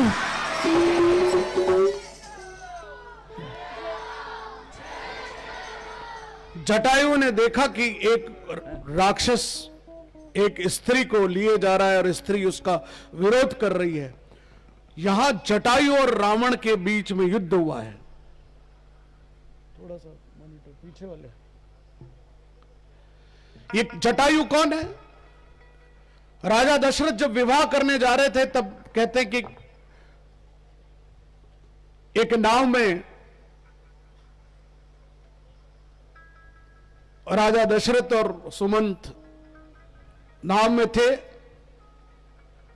रावण को यह पता चला कि उसकी मृत्यु कौशल्या की कोख से जो बालक पैदा होगा उससे होने वाली है और आज उसका विवाह है, तो उसने एक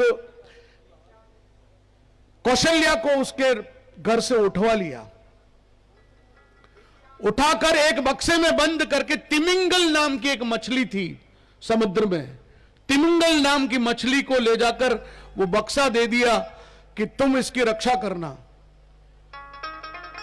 जब तिमिंगल मछली ने ये देखा बक्सा लेके घूम रही है, उसका भोजन करने का समय हुआ, तो उसने उस बक्से को एक टापू पर ले जाकर रख दिया कि फिर आकर ले लूंगी।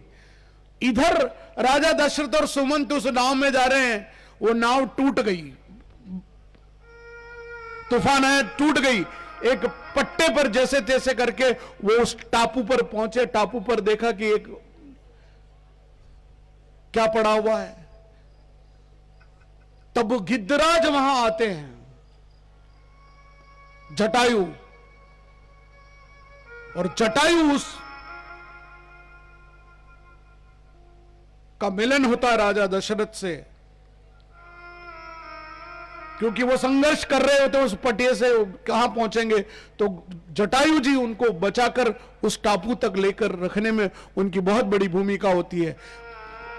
पेटी खोलते हैं तो देखते हैं इसमें तो कौशल्या है। ईश्वर कहां मिलाता है देखिए। कौशल्या और राजा दशरथ ने यहां गंधर्व विवाह किया है, यह वाल्मीकि रामायण कह रही है। यहां गंधर्व विवाह हुआ है। ये वही जटायु है, उन्होंने देखा है कि सीता मैया को ये दुष्ट राक्षस रावण ले जा रहा है। दोनों के बीच युद्ध हुआ। जटायु ने उसके सारे जगहों पर चोंच मार मार कर घाव कर दिए। रावण ने अपनी तलवार निकाल ली। तलवार निकालकर वो अब जटायु को मारने दौड़ा है। एक हाथ में सीता है,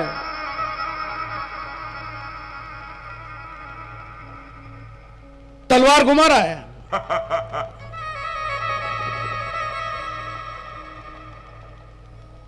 जटायु से युद्ध, बहुत देर तक युद्ध हुआ और आखिरकार जटायु के तीर लगे और उसके दोनों पंख जो है उस रावण ने काट दिए। जटायु भूमि पर पड़ा है। मां सीता रोती जा रही, बिलखती जा रही। ऋषिमुख पर्वत के ऊपर से जब निकली, सूरज और धरती को उलाना देती कि तुम मेरी रक्षा नहीं कर सकते, मैं धरती से पैदा हुई हूं, हे धरती मां मुझे मेरी रक्षा करो। लेकिन धरती मां नहीं सुनती, अपने जेवर उतार उतार कर वहां गिराती जाती है। एक कथा हम सबको पता है।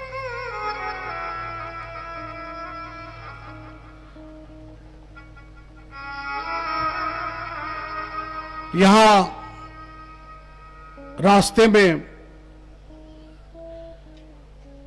कबंध नाम का एक आंख वाला राक्षस मिलता है।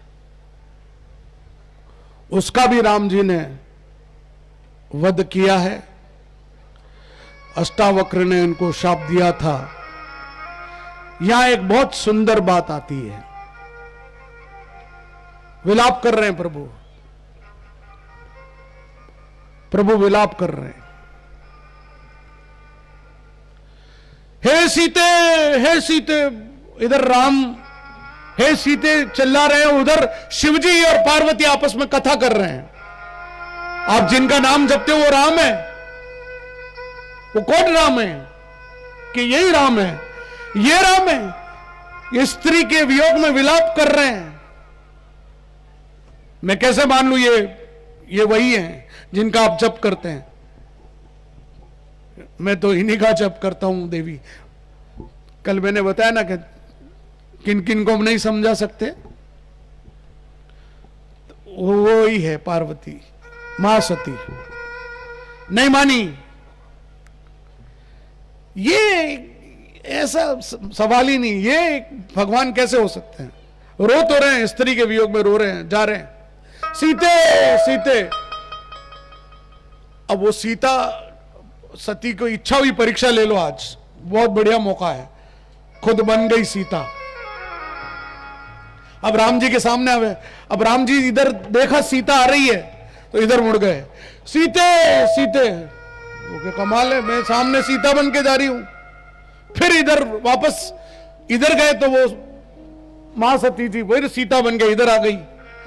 तो भगवान ने कहा कि दिक्कत होगी। फिर वापस सीते उधर देखने लग गए। तीसरी बार तो सामने जाके खड़ी हो गई। भगवान ने प्रणाम किया कि माता आज इधर कैसे है? भोलेनाथ किधर है? चोरी पकड़ी गई, चोरी पकड़ी गई। और जब भगवान शंकर ने यह देखा कि इसने मां सीता का रूप धरा है और भगवान ने इसको सामने से देखा है, जब ये स्वयं सीता बन गई तो अब ये मेरी भार्या नहीं रह सकती, वहां भगवान शंकर ने उसका त्याग किया। तब जाकर दक्ष प्रजापति के यज्ञ में जाकर सती जी कूदी हैं और वहां उन्होंने अपना देह त्याग किया है, क्योंकि परीक्षा लेनी चाहिए भगवान की और देह त्याग करनी पड़ी। यह प्रसंग आता है रामायण। इधर जटायु से मिलन होता है प्रभु राम का। जटायु विपिन बिल्कुल मरणासन अवस्था में है। दशरथ जी के उस प्रेम को देखकर जटायु अपनी पुरानी बातों को याद कर सुनाता है। भगवान जटायु जी का बहुत सुंदर से उनका अंतिम संस्कार कर यहां से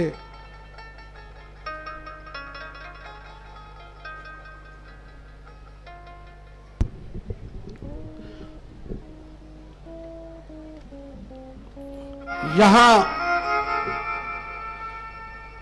विभिन्न झांकियों का प्रस्तुतिकरण हो, उससे पहले प्रभु चलते चलते प्रेम मूर्ति शबरी जी के आश्रम की तरफ चलते हैं। यहां पर जो सरोवर है, बहुत सारे सरोवर हैं, उनकी बड़ी गाथाएं हैं। भगवान कृष्ण के जहां आंसू गिरे उसको बोलते हैं बिंदु सरोवर, गुजरात में है। जहां ऋषियों ने भगवान से मिलन किया है, नारद जी ने सबको मिलाया है, उसका नाम है नारायण सरोवर। जहां पर भगवान बैठते हैं कैलाश पर, वो है मान सरोवर। और चौथा सरोवर दक्षिण में जहां पर सबरी जी बैठी हुई हैं, उसका नाम है पंपा सरोवर। ये शबरी कौन है? पूर्व जन्म की एक बहुत बड़ी महारानी है, लेकिन उसके संस्कार इतने अच्छे थे कि उसको लगा कि मेरे घर में कभी कोई मांस नहीं पकना चाहिए। उसकी शादी के दिन 100 बकरे मंगाए गए। जब उसने देखा कि मेरे विवाह में 100 बकरे कटेंगे, उस दिन से, उस समय कुंभ चल रहा था, और कुंभ में जाकर उसने डुबकी लगाई और अपने देह का त्याग किया। कहते कुंभ में जो आत्महत्या करता है वो आत्महत्या नहीं कहलाती। इसका मतलब यह नहीं कि कुंभ में जाकर डुबकी मारनी है। फिर भील राजा के घर में पैदा हुई। मातंग ऋषि के आश्रम में रोज देखती थी कि ऋषि बहुत तपस्वी हैं। उनकी एब्सेंस में, उनकी अनुपस्थिति में रोजाना झाड़ू लगाती, फल फूल लेकर उनके आश्रम में चुपचाप रख के आती कि मैं भीलनी हूं, मेरे हाथ से प्रभु स्वीकार करे न करे, चुपचाप जाकर सेवा करके आती थी। झाड़ू बुहारती, फल फूल लाती। श्रेय नहीं लेना है मुझे किसी काम का। हम लोग काम कम करते दिखाते ज्यादा हैं। वो काम कर रही लेकिन दिखाना नहीं चाहती। ये सेवा का संकल्प सबरी जी से, सबरी जी से सीखने की बात है। एक दिन ऋषि जल्दी आ गए, सबरी जी पकड़ी गई, बोली मैं भीलनी हूं प्रभु। मातंग ऋषि बोले भगवान की कोई जात नहीं होती, ये तो मनुष्यों ने अपनी अपनी जात बनाई है। दूसरे सब साधुओं ने विरोध किया, नहीं नहीं महाराज ये भीलनी हम नहीं, हम इसके आपका कुछ स्वीकार नहीं करेंगे, नहीं करेंगे। आप मातंग ऋषि जी आप ये गलत काम कर रहे हैं। पंपा सरोवर में गए तो देखा कि सारा का सारा सरोवर खून से भरा पड़ा है। भीलनी का अपमान किया और उन्होंने कहा कि जाइए वापस इस सबरी मां से कहिए ये उसमें जाकर अपने हाथ से उस जल को माथे पर लगाए तो ये जल में बदलेगा। वहां जाकर सबरी जी ने वापस उस जल को छुआ और वो जल बनाए। संतों ने, बहुत बड़ी बात कही कि किसी भी जात का संत हो, संत का अपमान नहीं करना चाहिए, वो स्त्री भी क्यों ना हो। हमारे यहां महात्मा भूरीबाई हुई नाथद्वारा में, कितनी महान, उनके मकान को मैं आते जाते देखता हूं, पता नहीं अब उसका क्या हुआ, लेकिन वो महात्मा भूरीबाई का मकान वहां नाथद्वारा में आज भी है। प्रार्थना में शब्द नहीं होते, भावना बड़ी होती है। यहां सबरी ने भगवान से प्रार्थना की है, मन लागो यार फकीरी में। हाँ, जब मन फकीरी में लग जाता है तो फिर दुनियादारी बिल्कुल समझ में नहीं आती। फिर साधु संतों की संगत मीरा ने शुरू कर दी, महल छोड़ दिए, चली गई, उतर के मेवाड़ के चित्तौड़ के किले से चली गई, वृंदावन चली गई और उसी कृष्ण की मूर्ति में समा गई।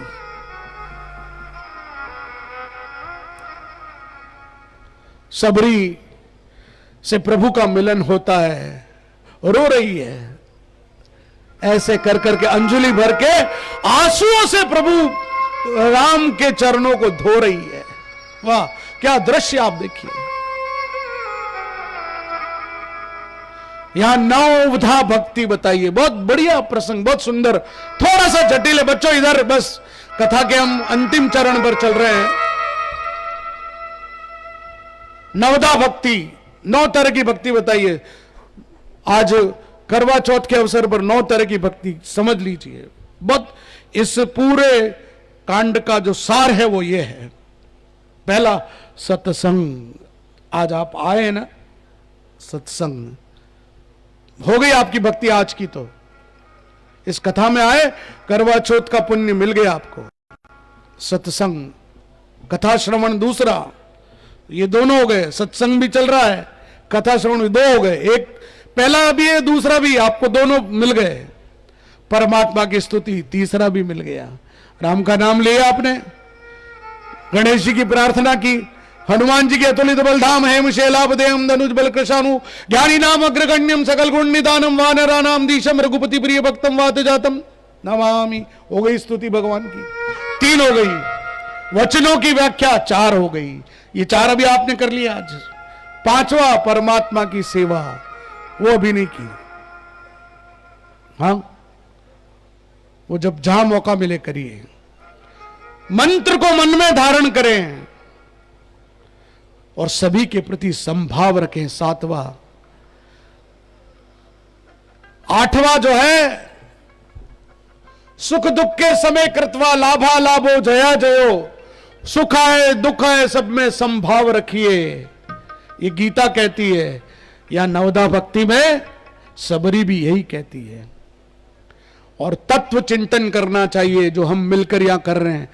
हम 9 में से 6-7 काम तो यहीं बैठ के कर रहे हैं आज।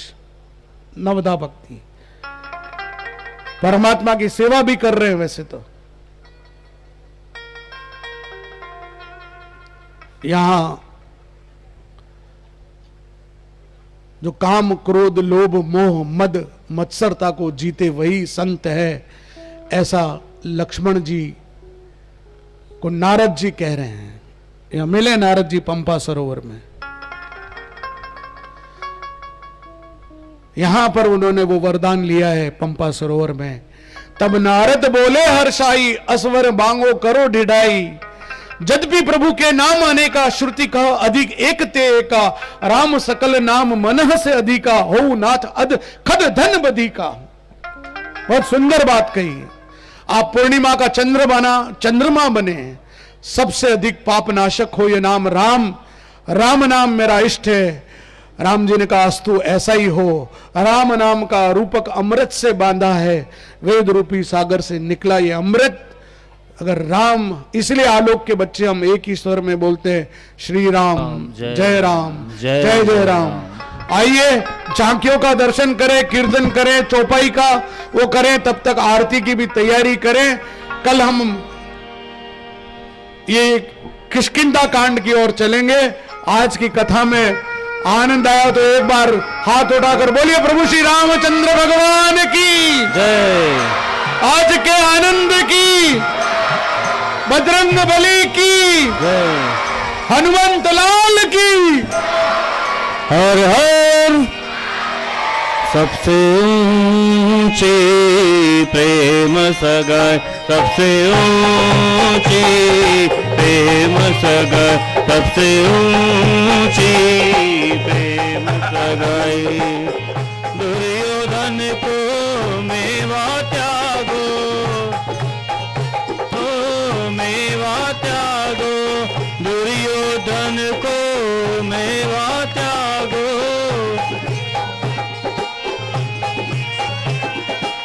साधु दुर्ग आई, झांकियां सभी दिखाइए, सारी झांकियां लाइए एक एक करके। समय है, आप बच्चों को पूरा मौका दीजिए। झूठे फल सबरी के खाए। आज इस राम कथा के मुख्य यजमान हिमांशु जी खतुरिया साथ में झूठे आए फल हैं। कलदार सबरी के आप आए आरती के खाए। 2 मिनट प्रेम बढ़ाई, झांकियों का पूरा प्रदर्शन करिए, जिनकी झांकियां लाइए। प्रेम सगाई, सबसे ऊंची प्रेम सगाई। प्रेम के बस अर्जुन रथ हाक्यो, अर्जुन प्रेम के बस अर्जुन रथ हाक्यो। 2 मिनट रुके, आप झांकियां पूरी प्रदर्शन होने दें। ठकुराई, सबसे ऊंची प्रेम सगाई, सबसे ऊंची प्रेम सगाई। ऐसी प्रीत बड़ी वृंदावन, ऐसी प्रीत बड़ी वृंदावन। गोपिन नाच नचाए। ये कबंध नाम का राक्षस बनाया है, देखिए आपके सामने कबंध आया है, ये जिसकी एक आंख थी कबंध। हरे कृष्णा कृष्ण कृष्ण हरे हरे, हरे राम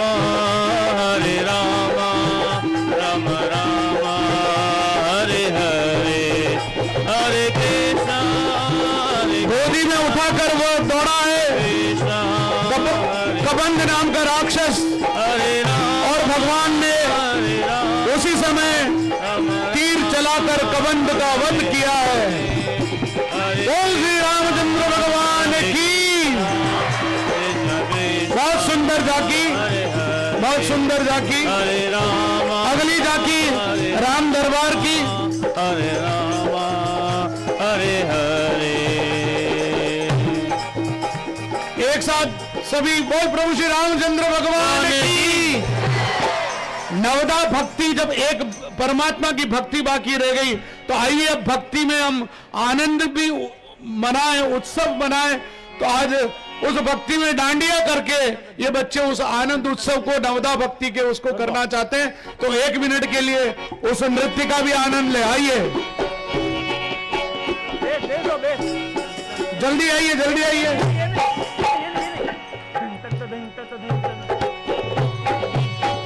ब्रज लाड़ीला श्रीनाथ जी ने खम्मा रे खम्मा, ताली बजाते हुए ने खम्मा रे खम। ब्रज लाड़ीला श्रीनाथ जी ने खम्मा, सेंटर में आ जाओ, सेंटर में आ जाओ। बोलो आदिरा श्रीनाथ जी ने खम्मा। ए मारा मेवाड़ रामा राजा ने खम्मा रे खम्मा, मेवाड़ रामा राजा ने खम्मा। हे गणी रे खम्मा तुमने जाजी रे खम्मा, गणी रे खम्मा तुमने जाजी रे। ब्रज वाला रे श्रीनाथ जी ने खम्मा रे खम्मा। बोलो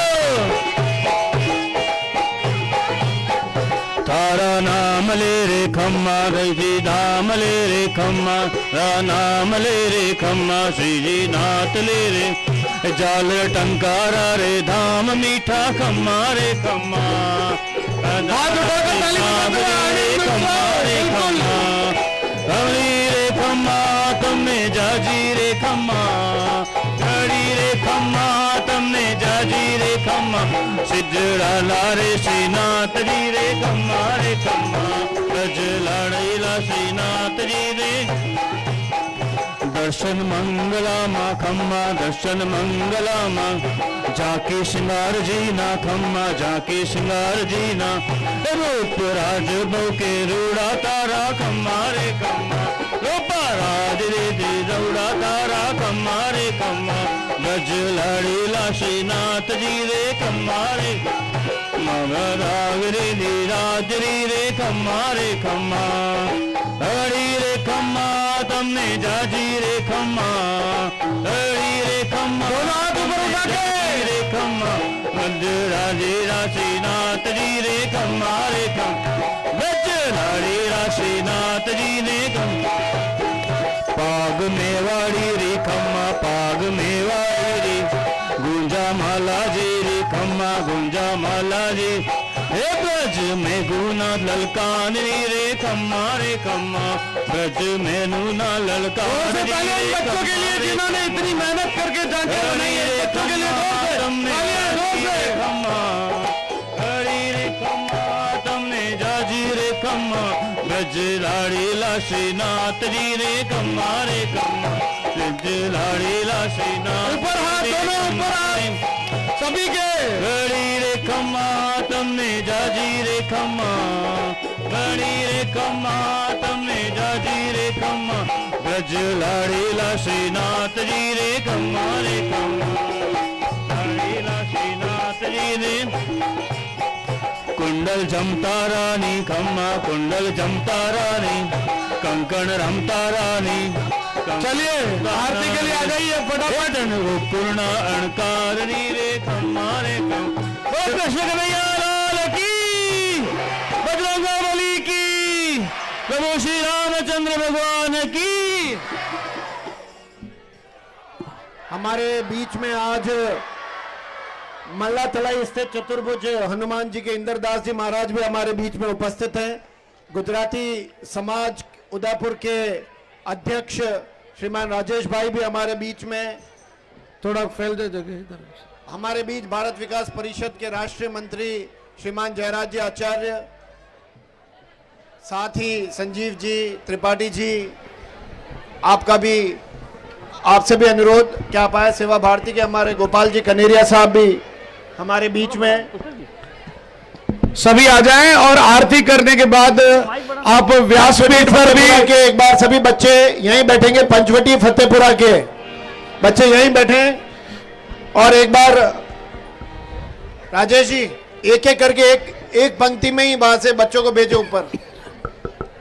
आरती के बाद आप व्यासपीठ पर भी आ सकते हैं। यहाँ पर आप बोलो बोलो श्री रामचंद्र भगवान की रामायण जी से आरती श्री नमन कर आप प्रसाद लेके बना रहे हैं। की आरती श्री रामायण जी की कीर्ति कलित ललित सियपी की कीर्ति कलित ललित सियपी की।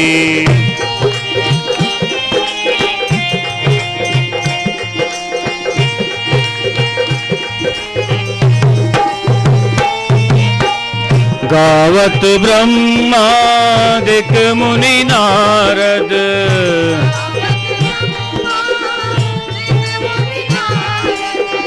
वाल्मीक विज्ञान विशारद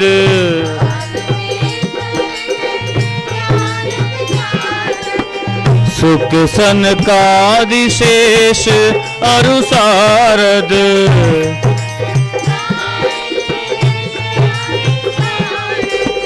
बरनी पवन सुत कीर्तिनी की आरती जी रामायण जी की कीर्ति कलित ललित सियपी की।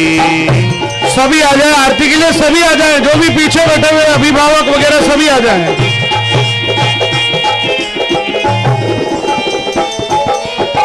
गावत वेद पुराण अष्टदश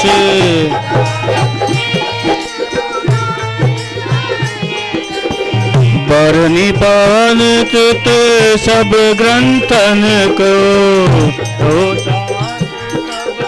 ग्रंथन को मुनि जन धन संतन को सर्वस,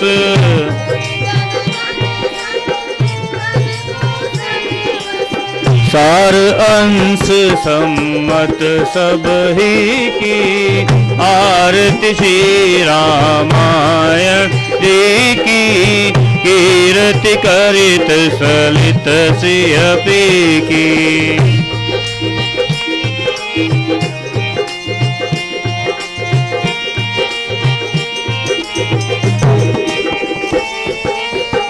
गावत संतत शंभु भवानी,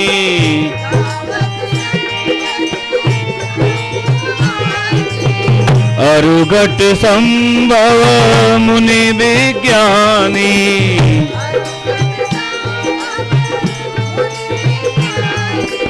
व्यास आदि कवि बरज बखानी,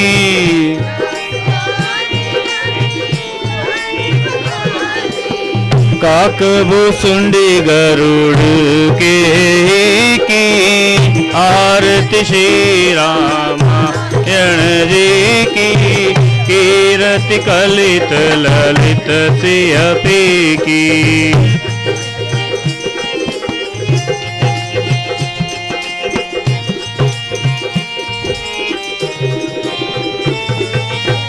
कलमल हरणी विषय रस पी की,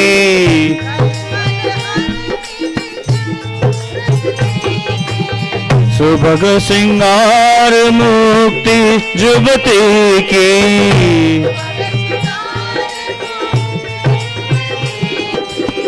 दलन रोग भव मूरी अमी की,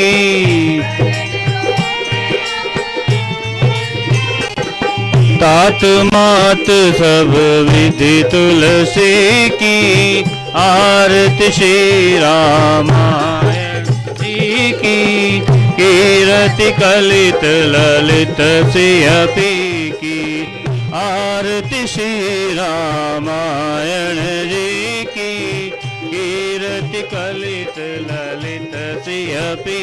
हरे कृष्णा कृष्ण कृष्ण हरे हरे, हरे राम राम राम हरे हरे, हरे कृष्ण कृष्ण कृष्ण हरे हरे, हरे राम राम राम हरे हरे।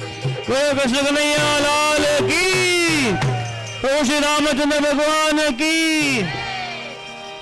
ओम कर्पूर गौरम करुणावतारम, संसार सारम भुजेन्द्रहारम, सदा वसंतम हृदयारविंदे, भवम भवानी सहितं नमामि।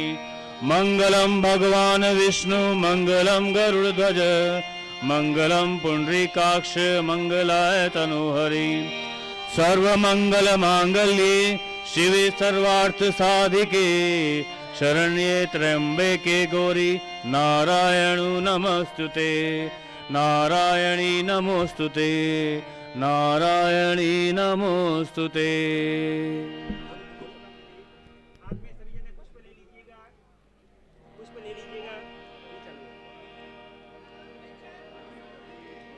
अतः मंत्र पुष्पांजलि। हरि ओम जग्नेन जग्नमय जंता देवामिस्तानि धर्माणि प्रथमान्यासन्न, तेहनाकं महिमानः सचन्त यत्र पूर्वे साध्यः सन्ति देवाः, नाना सुगन्धित पुष्पाणि यथा कालोद्भवानि च, पुष्पांजलिर्मया दत्तं गृहाण परमेश्वर, विद्या बुद्धि धन ऐश्वर्य पुत्रपौत्रादिक संपदां पुष्पांजलिर्प्रदानेन देहि मे वाञ्छितफलमिष्टदेवेभ्यो नमो नमः। रामचंद्राय नमो नमः। हृदयमंत्र पुष्पांजलिं समर्पयामि। बोलिए सियावर रामचंद्र भगवान की जय, कृष्ण कन्हैया लाल की जय, हनुमान जी महाराज की जय, उमापति महादेव की जय, अपने अपने माता पिता सदगुरुदेव की जय।